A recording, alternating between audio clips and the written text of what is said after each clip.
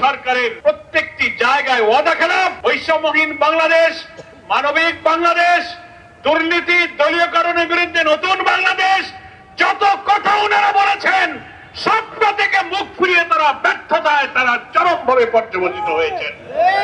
আজকে আমরা কেন বিক্ষোভ করছি?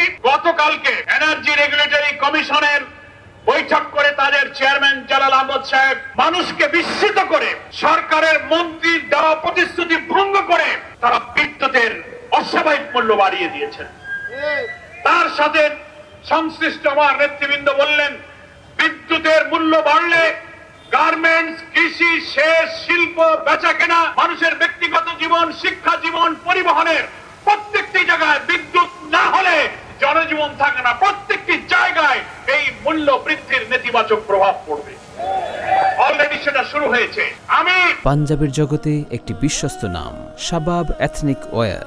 সরকারকে বলতে চাই, বর্তমান সরকারের বিদ্যুৎ মন্ত্রী এই চলতি বছর 26 সালের 23 ফেব্রুয়ারি সচিবালয়ের বিদ্যুৎ বিভাগের একটা বৈঠকে আপনি সাংবাদিকদের কাছে বলেছিলেন আগামী 2 বছরের মধ্যে সরকার বিদ্যুতের কোনো দাম বাড়াবে না।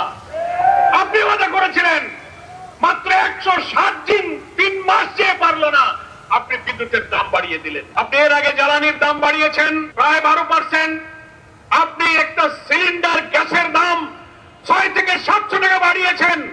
দিন যেতে না যেতেই আবার বিদ্যুতের দাম আপনি প্রায় 20% বৃদ্ধি করেছেন গ্রাহক পর্যায়ে।